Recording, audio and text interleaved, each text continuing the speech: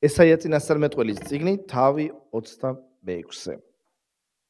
ესაია წინასწარმეტყველის წიგნი თავი 26. წავკითხავთ მე-12 მუხლს. სიტყვები, რომელსაც წავკითხავთ, არის სიმღერა. სიმღერა მომავლიდან, რომელსაც ღერიან ადამიანები, რომელთაც გულები აქვთ სავსე. სიმღერა შედგება მელოდიისაგან და შედგება ტექსტისგან. მაგრამ ესაია აღწერს სიმღერას და წერს სიმღერის ტექსტს, რომელიც მადლიერების სიმღერაა, რომელიც ერთგვარად არის ექო მომავლის, გამოძახილი მომავლის. წავკითხოთ ეს სიტყვები 26 თავი მე-12 მუხლი. უფალო, შენ გვიმყარებ მშვიდობას, რადგან ყველა საქმე ჩვენთვის შენ მოიმოქმედე. ამ თავს, ამ ნაწილს ესაია იწყებს სიტყვებით იმ დღეს. როგორც წინასწარმეტყველი ის იუწყება და ის ამბობს, რომ დადგება დღე, როდესაც ღვთის ერი, ღვთის ხალხი, ღმერთის შვილები იმ დღეს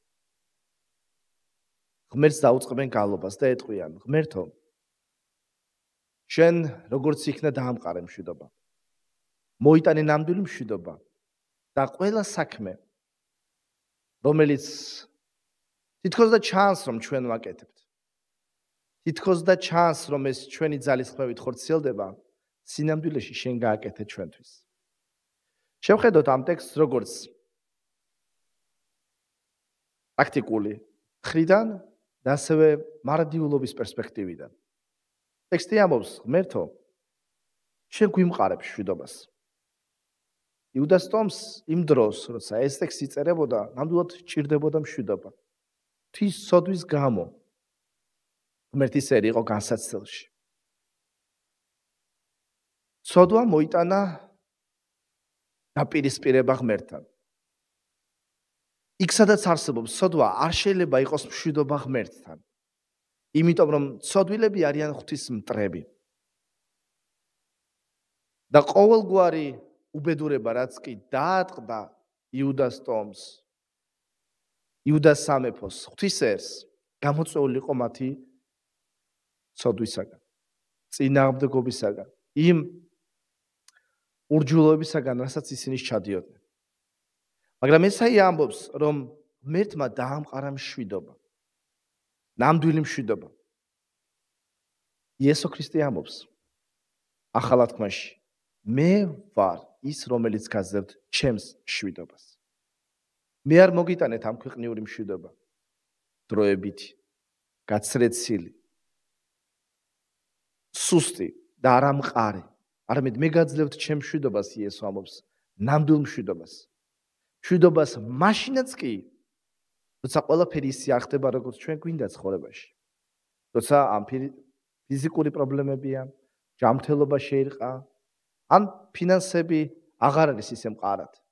ან ყველაფერი ისე აღარ მიდის, როგორც ჩვენ გვსურდა, რომ წასულიყო.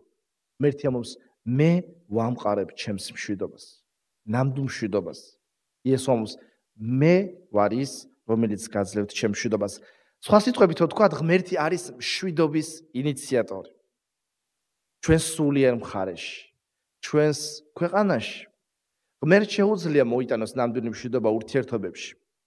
ეს რეალურია. მეორე რამ, რაც შეიძლება ვთქვათ, არის ის, რომ ამ ტექსტში ღმერთი ამბობს, რომ მე გავაკეთე თქვენთვის უკვე რა. მე გავაკეთე. სხვა თარგმანში წერია, მე უკვე ეს გავაკეთე. მე უკვე დავასრულე რაღაც საქმე. რას წინასწარმეტყველებს ესაია? რაზე საუბრობს ესაია?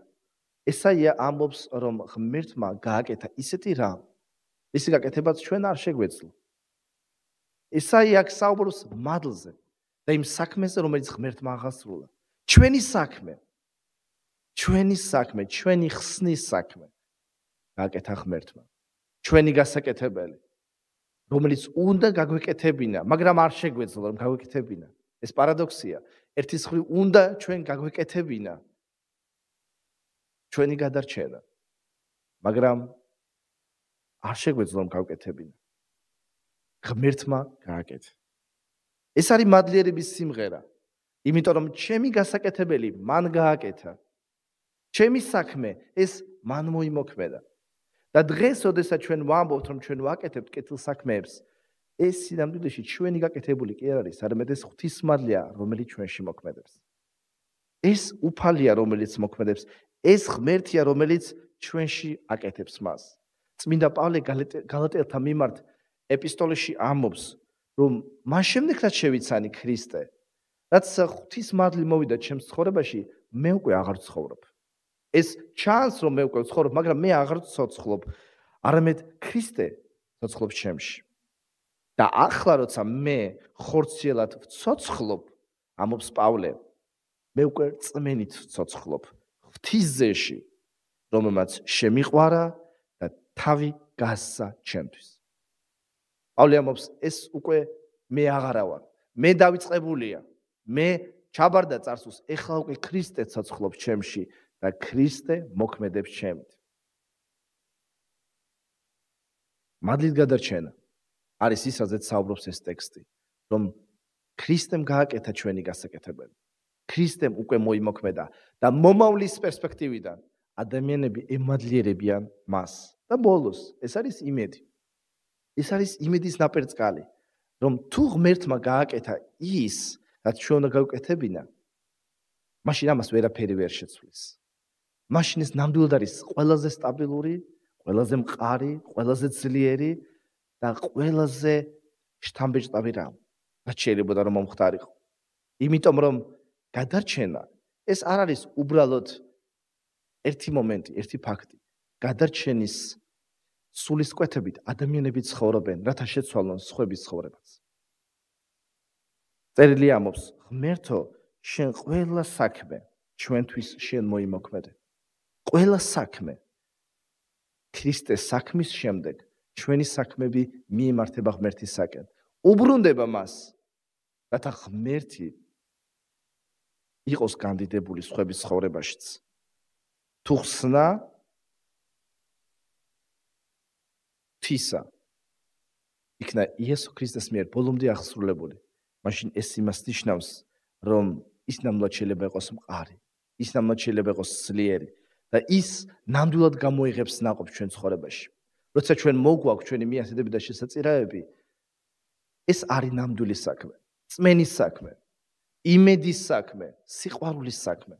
იმიტომ რომ ყველაფერი ეს მოდის ჩვიდან.